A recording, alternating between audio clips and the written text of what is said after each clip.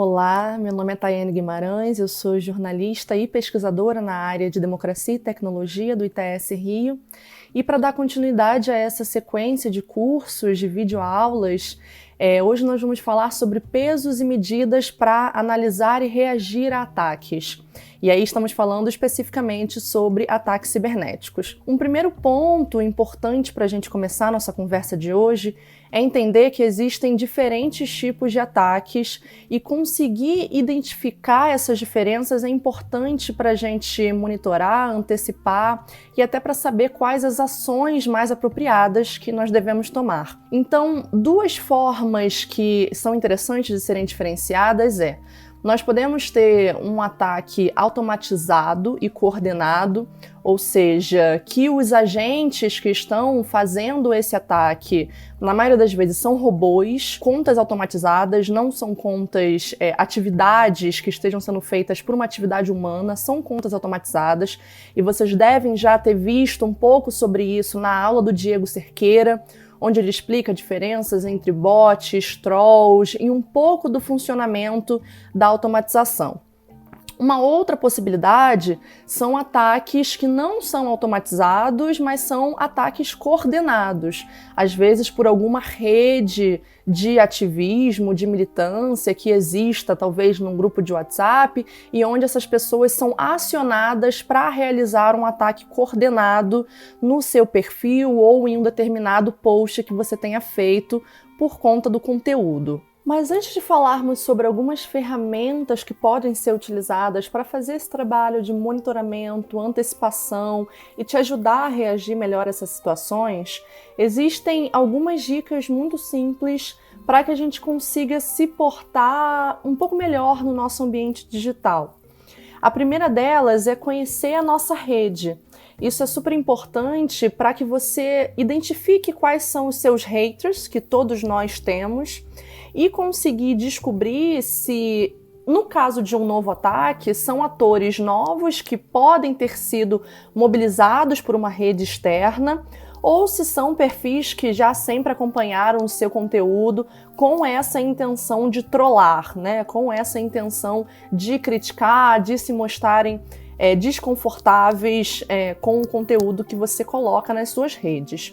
Isso é super importante para saber como reagir. Um outro ponto é conseguir identificar e monitorar o que está sendo falado sobre você e sobre os conteúdos que você costuma se colocar na rede para se posicionar.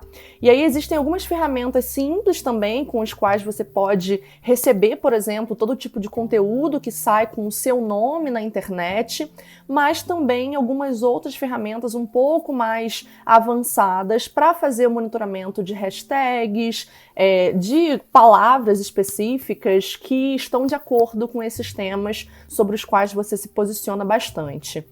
Isso é importante porque antes de um ataque é muito possível, eu diria até provável, que algum conteúdo seja colocado num site que se passa por um site noticioso, mas que na verdade é um site especializado em produzir conteúdo não factual, ou seja, que dissemina desinformação. Então, se você recebe, um texto que contém o seu nome, que contém um assunto sobre o qual você se posiciona, que faz parte do seu campo de atuação, você já consegue mais ou menos antecipar esses ataques que podem vir a ser feitos no seu perfil depois desses textos serem postados, irem ao ar especificamente. Uma outra coisa, um terceiro passo, e a gente vai falar sobre 5, é conseguir identificar quais são os conteúdos que você posta na sua rede que geram mais o que a gente chama de buzz, que geram mais repercussão, que as pessoas mais replicam quando elas estão de acordo, mas que também geram mais confusão, que você recebe mais críticas, que você tem mais haters comentando. Identificar quais são esses temas ajuda você a ter um pouco mais de atenção no momento em que você fala sobre esses temas nas suas redes e aumentar um pouco mais o tempo pelo qual você vai monitorar. Um outro ponto, o quarto agora, é justamente conseguir identificar esses perfis a partir do que a gente chama de probabilidade de automação. Então, vocês viram um pouco na aula do Diego Cerqueira as diferenças entre bots, trolls, um pouco sobre o funcionamento desses atores automatizados e conseguir identificar a probabilidade de automação desses perfis que fazem algum tipo de agressão, ou seja, que atacam o seu perfil, é super importante. E por último, conhecer ferramentas que facilitem e agilizem, inclusive, esse trabalho que todos nós precisamos fazer de monitoramento das nossas redes, antecipação, para saber como reagir aos ataques, dependendo de qual seja esse ataque, né? Lembrando, como nós começamos falando nesse vídeo, existem diferentes formas desse ataque se materializar. Podem ser robôs, podem não ser robôs. E aí, através desses passos e dessas ferramentas, a gente vai conseguir compreender um pouco melhor o que fazer e criar essas espécies de protocolos. Não exatamente uma receita que vai ser certeira em todos os casos, mas é sempre bom ter algumas bases nas quais a gente começa a pensar. Então, depois desses passos, dessas dicas um pouco mais simples, vamos falar um pouco sobre ferramentas, que é uma das partes mais importantes desse vídeo, porque muitas das vezes nós não temos conhecimento sobre essas ferramentas e precisamos realizar um trabalho muito manual, que demanda muito mais tempo e que justamente por ser muito demorado, a gente acaba não realizando esse monitoramento das nossas redes e tendo muito mais dificuldade de reagir quando a gente se depara com um ataque. Então nós vamos falar hoje sobre 6 ferramentas, algumas muito simples e algumas um pouco mais complexas, mas que vocês também vão ter acesso a alguns tutoriais, então tenho certeza que vai ser bem tranquilo. A primeira delas é uma ferramenta chamada Twitonomy. É uma ferramenta especificamente para o Twitter, como o próprio nome já diz, e que é uma ferramenta muito robusta para fazer qualquer tipo de monitoramento dentro da rede social Twitter. Então, aqueles pontos que eu mencionei agora há pouco, sobre identificar a sua rede, saber quais são os seus haters, saber quem compartilha mais o seu conteúdo, quais são os temas que geraram mais repercussão, mais buzz na sua rede, tudo isso o Twitonomy faz. É uma ferramenta gratuita, com a possibilidade de um plano pago também, mas que já na ferramenta gratuita você tem acesso a várias funcionalidades, então eu recomendo que vocês entrem, deem acesso ao perfil de vocês para que a ferramenta possa compilar todos os dados e deem uma busca pelos menus para conseguir entender um pouco o potencial dessa ferramenta. A partir do momento que você identifica, inclusive, quais são alguns perfis com maior potencial de serem haters seus, ou seja, perfis que continuamente estão criticando, estão em desacordo com as suas postagens e fazendo ataques mais pontuais, o Twitonomy permite que você acompanhe sempre esse perfil. Você coloca esses perfis numa espécie de lista e aí você consegue monitorar, acompanhar todo tipo de conteúdo que esses perfis colocam na rede. E aí você consegue antecipar, caso esse perfil esteja fazendo uma espécie de campanha contra você, você consegue ter acesso a essas informações pelo Twitonomy. A segunda ferramenta que eu vou passar para vocês hoje se chama Botslayer. O que é o Botslayer? Basicamente, existe um grupo de trabalho e pesquisa na Universidade de Indiana, nos Estados Unidos, que foi o mesmo grupo de pesquisa responsável pelo desenvolvimento do Buttometer, que não sei se vocês já ouviram falar, mas foi o primeiro algoritmo para a detecção de robôs que foi desenvolvido, que foi criado, e esse mesmo grupo de trabalho, algum tempo depois, desenvolveu o Botslayer. Ele é um pouco mais difícil para você ter acesso, ele demanda alguns passos para que você suba uma instância. O que isso significa? Não é necessariamente programação, uso de código, mas é um pouco mais parecido com isso. Não é uma ferramenta que você tem disponível online, como o Twitonomy, mas existe um tutorial que foi disponibilizado pela Abrage e que o ITS também já disponibilizou no nosso site, que com alguns passos você consegue ter acesso ao Botslayer.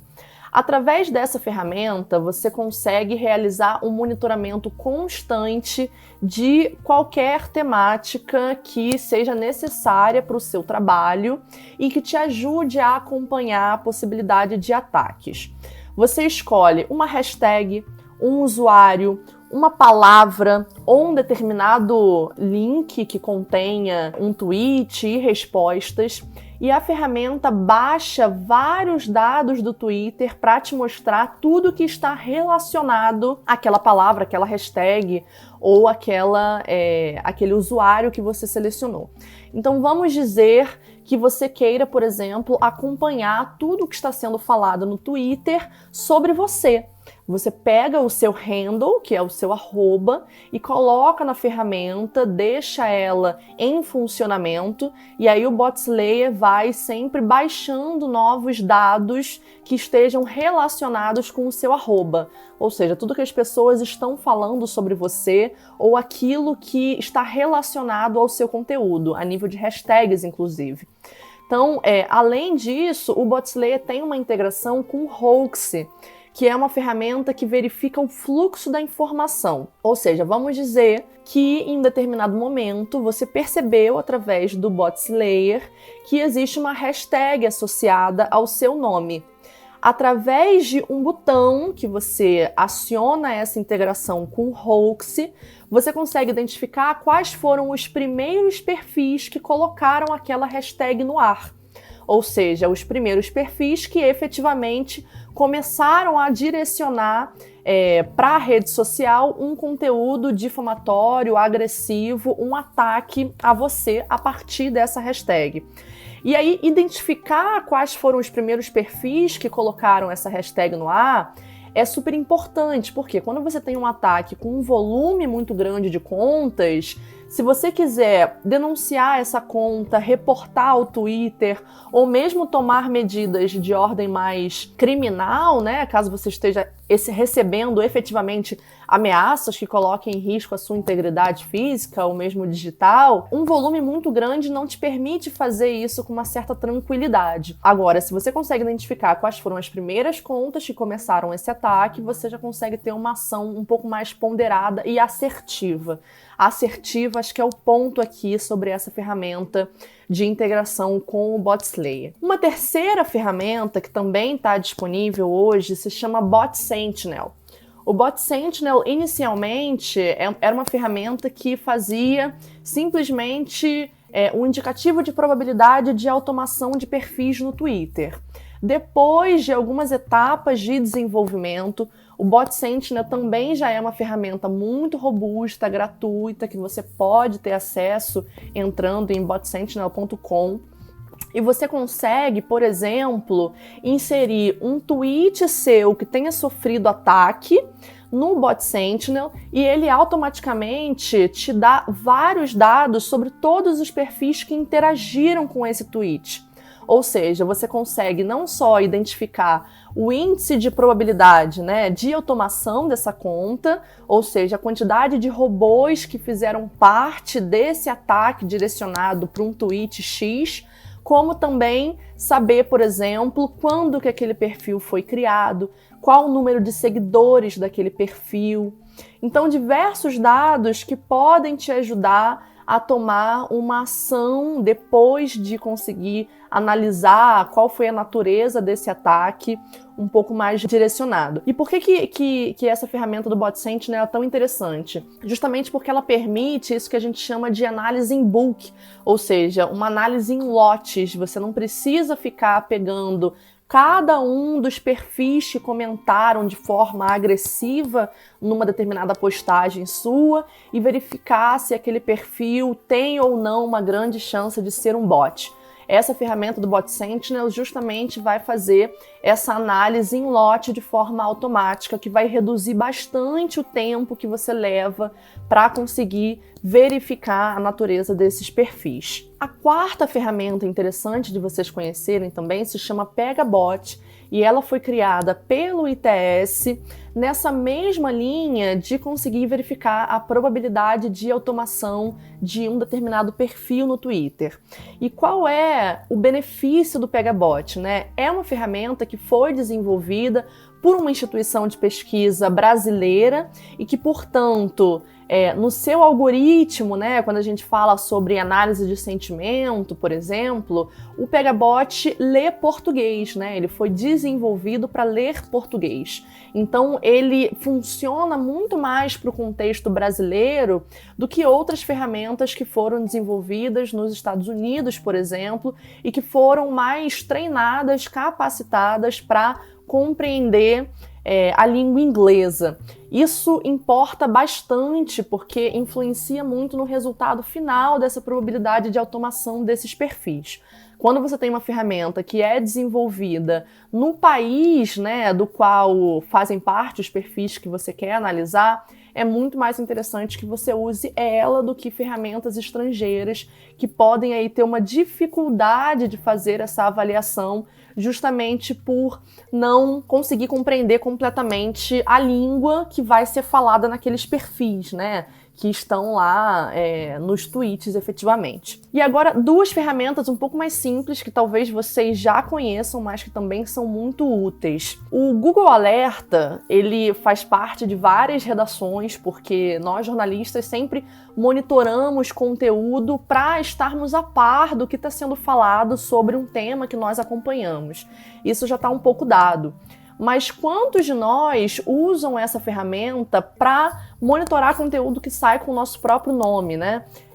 Pouca gente eu conheço que faz isso, mas por que isso é tão importante? Eu citei anteriormente que era super importante a gente monitorar algum conteúdo que saia com o nosso nome ou com as temáticas com as quais a gente trabalha, caso isso pare num site que seja conhecidamente um site que dissemina desinformação. O Google Alerta vai fazer exatamente isso. Você consegue fazer diversas configurações nessa ferramenta, por exemplo, a frequência de notificações que você vai receber, caso você queira monitorar alguns sites específicos, ou então mesmo a região na qual aquelas notícias, né, estão sendo produzidas. Mas o fato você consegue acompanhar todo e qualquer tipo de conteúdo que cai no ambiente online com o seu nome, né? Então, caso saia algum vídeo que mencione você com uma intenção de produzir algum ataque coordenado, ou mesmo algum tweet, algum post no Facebook, alguma matéria que se passa por uma matéria jornalística, enfim, qualquer tipo de conteúdo você consegue monitorar através do Google Alerta, e por mais que seja uma ferramenta já muito conhecida, às vezes a gente não explora todo o potencial dela. E por último, uma ferramenta que já não é tão conhecida assim, mas é muito simples, é a ViewDNS, que é uma ferramenta para você fazer uma espécie de rastreamento de sites. E por que isso é importante? Muitas vezes a gente utiliza esse rastreamento de IP ou rastreamento de domínio para conseguir identificar se existe alguma rede coordenada por trás desses ataques. Ou seja, se o seu nome vai parar num site que produz conteúdo falso, você coloca esse site nessa ferramenta que faz o rastreamento e verifica que esse site está no mesmo domínio de um determinado assessor parlamentar ou de um determinado jornalista ou de quem quer que seja, você consegue identificar quem são os atores por trás daquela ação. E aí isso é super importante, inclusive caso você queira tomar medidas judiciais, porque você consegue, enfim, efetivamente rastrear os atores. Nem sempre isso vai ser simples, existem diferentes mecanismos para mascarar essas informações, mas de uma forma geral, conhecer essa ferramenta é super importante para a gente ter noção de que existem alguns metadados com os quais a gente pode ter acesso para conseguir criar essas conexões, né, e ir compreendendo como que funciona essa rede de ataques cibernéticos. Então, agora que a gente já conversou um pouco sobre ferramentas que podem facilitar esse trabalho de monitoramento e ação, vamos falar um pouco sobre essa espécie de protocolos, né? Quais são as situações onde é interessante bloquear, não fazer nada, ou quando é interessante efetivamente contra-argumentar, colocar um conteúdo dando uma resposta a esses ataques. E aí é importante a gente entender que existe muita divergência nesse campo. Algumas pessoas acreditam que de forma alguma é interessante contra-atacar ou falar diretamente com esses trolls, inclusive porque, você pode estar dando mais visibilidade a robôs, ao invés de deixar que por si só essas mensagens sucumbam, né? Outras pessoas acreditam que o risco a qual você está se colocando é muito maior do que possíveis benefícios. Já tem um outro grupo de pesquisadores que atuam nesse campo que acredita que existem alguns passos a serem tomados para você conseguir analisar a situação e tomar uma resposta mais adequada. E é através dessa terceira chave que eu vou conversar um pouco com vocês. Então, o primeiro ponto é a gente analisar de forma muito honesta qual é o nível real de ameaça desses ataques. Então, algumas perguntas que você precisa se fazer. Você conhece essa pessoa que está fazendo esse ataque? Isso é super importante. Esses ataques, eles apresentam ameaças à sua integridade física ou à sua integridade digital, efetivamente? Você teve contas que foram hackeadas, você teve fotos íntimas que foram divulgadas. Essas ameaças, elas vêm com uma espécie de detalhamento de alguma ação. Então, existe algum tipo de frase do tipo, no dia tal, na hora tal, no local tal, eu vou te encontrar. Isso é super importante, a gente conseguir responder de forma muito clara a essas perguntas, porque aí a gente vai estar efetivamente fazendo uma avaliação de qual é o nível de ameaça desses ataques. Se você tem um ataque que ameaça a sua integridade física, que contém o seu nome ou o nome de algum familiar, que contém detalhes de uma suposta ação e que efetivamente tenha hackeado algum e-mail, por exemplo, é claro que esse já é um caso que, inclusive, extrapola a nossa conversa aqui de hoje, porque outras medidas vão precisar ser tomadas, outros agentes vão precisar ser acionados. E vocês vão ver um pouco mais nas aulas seguintes sobre isso. Em caso de você identificar que essa ameaça não é uma ameaça que necessite, por exemplo, de ação judicial, acionar a justiça, etc., a gente tem algumas possibilidades. Você pode, por exemplo, não tomar nenhum tipo de ação, você pode bloquear, você pode mutar essas pessoas, que é parecido com um bloqueio, ou você pode efetivamente contra-argumentar. De uma forma geral, duas coisas vão ser bem basilares. Você precisa saber se esses atores são novos ou se são perfis que já acompanham a sua rede e, portanto, realizam ataques pontuais, com um tamanho de contas relativamente pequeno e que não representam uma ameaça muito grande para você. E, efetivamente, se esses perfis são pessoas, são seres humanos ou se são robôs. Essas são duas análises iniciais que você precisa fazer para saber quais ações você deve tomar. E aí, dentre essas 4 ações, vamos dizer assim, que seria não tomar nenhuma atitude, reportar, bloquear e mutar, ou efetivamente contra-argumentar, cada uma delas vai demandar que você tenha ciência de um cenário específico, tanto do que é esse ataque, quanto de possíveis consequências, de quais formas você pode fazer isso. Para o caso de um ataque que, na verdade, contém os mesmos haters que você já conhece há muito tempo, talvez ignorar seja uma boa ação a ser feita. Porque, afinal de contas, por mais que você responda, esses haters nunca vão estar satisfeitos. Na verdade, eles podem até ficar muito satisfeitos de terem chamado a sua atenção de alguma forma e continuarem fazendo esse trabalho de crítica, de mensagens agressivas, mas que não representam uma ameaça muito grande. Inclusive, se esses perfis já forem conhecidos seus e forem bots, se você conseguir analisar um alto índice de o que a gente chama de probabilidade de automação nesses perfis, respondê-los, na verdade, só vai alimentar o algoritmo dele, só vai dar visibilidade e dificultar essas ferramentas de detecção de automação. Porque quanto mais esses bots interagem com seres humanos, mais é difícil para ferramentas como o Bot Sentinel, o Bot Slayer ou mesmo o Pegabot identificarem que esses perfis são robôs. Então, para o caso de ataques que não tenham um volume muito grande de contas, que sejam perfis que você já conhecem, e mesmo no caso de serem robôs, ignorar é uma opção. Existe também a possibilidade de você reportar essas contas. E aí, isso é muito importante também, né? A gente sabe que o Twitter ele faz um trabalho, por exemplo, todos os dias de retirar, desativar contas que realizam essas ações de trolling no Twitter, que estão o tempo todo se envolvendo em campanhas difamatórias, que têm um perfil de ação política polarizada e que efetivamente estão realizando ataques.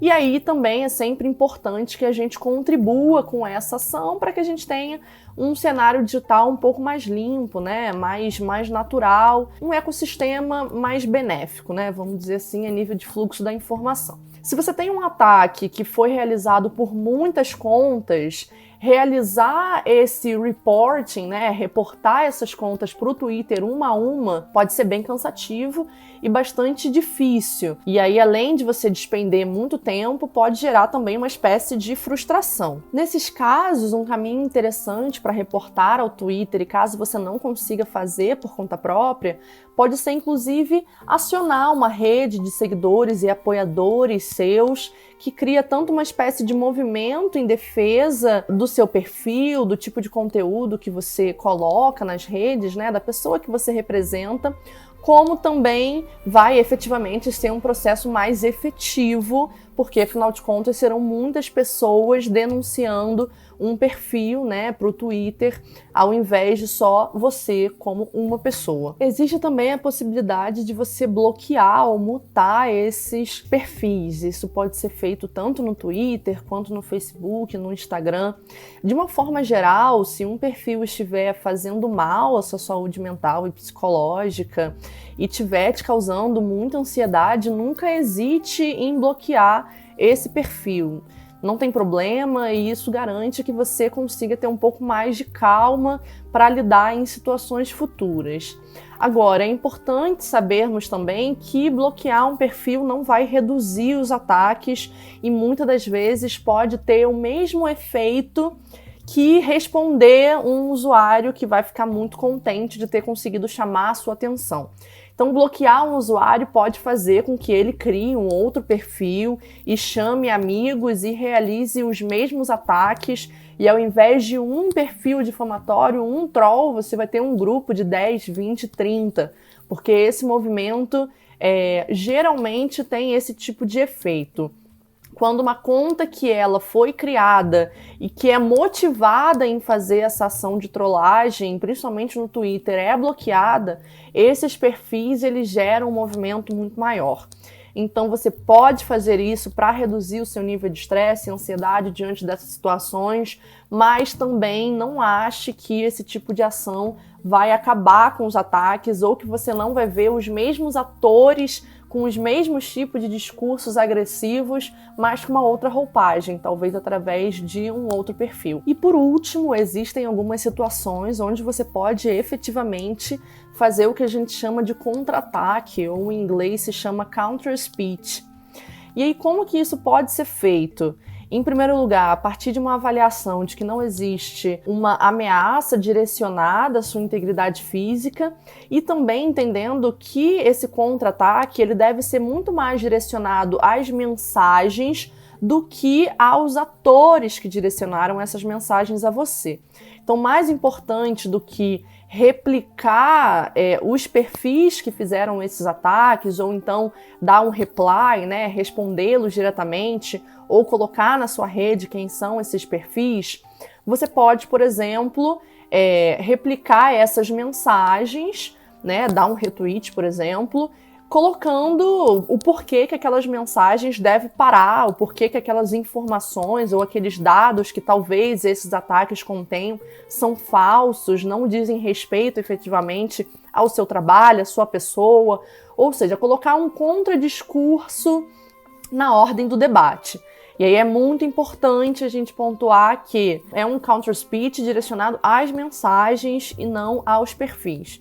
Inclusive para a gente tentar conter um pouco essa espécie de tribunal que a gente vê muito nas redes sociais e acabar cometendo injustiças, enfim. É interessante que isso seja feito com relação às mensagens. Uma outra coisa que você pode fazer também é chamar essa sua comunidade virtual de apoiadores, de seguidores para produzirem mensagens utilizando talvez alguma hashtag que tenha sido direcionada para você, o que a gente pode chamar de uma espécie de sequestro, né? Então, se existe, por exemplo, uma hashtag difamatória com relação ao seu trabalho, ao seu nome, você e a sua comunidade podem fazer essa ação de sequestrar essa hashtag e dizer, na verdade, por que aquelas informações são falsas, compartilhar mensagens positivas relacionadas àquela hashtag, para mudar um pouco como que o discurso está sendo travado. E aí, por último, você também pode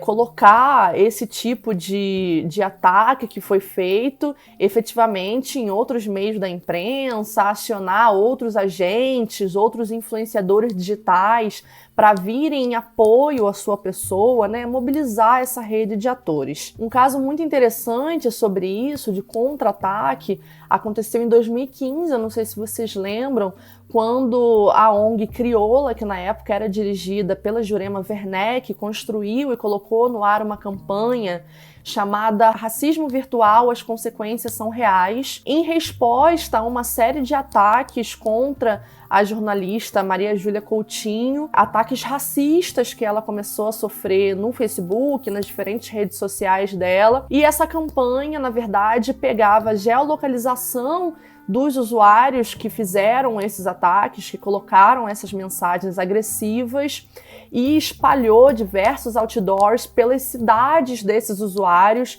Claro que nenhum usuário foi exposto, não teve nenhum tipo, efetivamente, né, de exposição pública de quem foram as pessoas que fizeram esses ataques, mas exatamente a mensagem que foi colocada e direcionada para a Maju foram expostas em outdoors pelas cidades numa espécie de cobrança de responsabilidade desses atores, e até de criar um certo tipo de vergonha pública, mas sem que fosse direcionado a ninguém específico, e sim às mensagens. Esse é um caso super interessante de counter speech, que teve uma repercussão super forte. Depois de um tempo que essa campanha esteve no ar, foi feita uma busca, né, pelas redes sociais desses atores, da Maju especificamente, e praticamente 100% das mensagens racistas direcionadas a ela foram retiradas do ar. Então,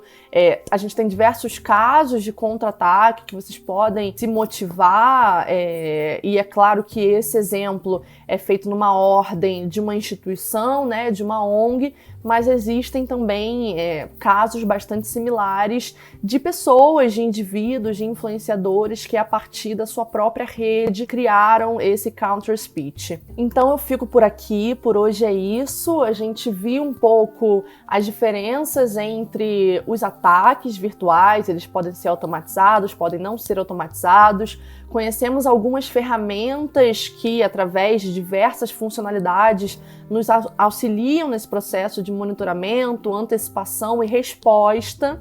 E tentei pensar aqui um pouco com vocês esses protocolos de como a gente pode agir em cada uma dessas situações, o que precisa ser ponderado e quais são as consequências, inclusive, dessas ações, para que a gente possa compreender um pouco mais esses ataques e conseguir criar mais resiliência frente a esse ambiente virtual super polarizado, mas também super agressivo que a gente vive hoje, né? Acho que resiliência é a palavra. Vejo vocês numa próxima.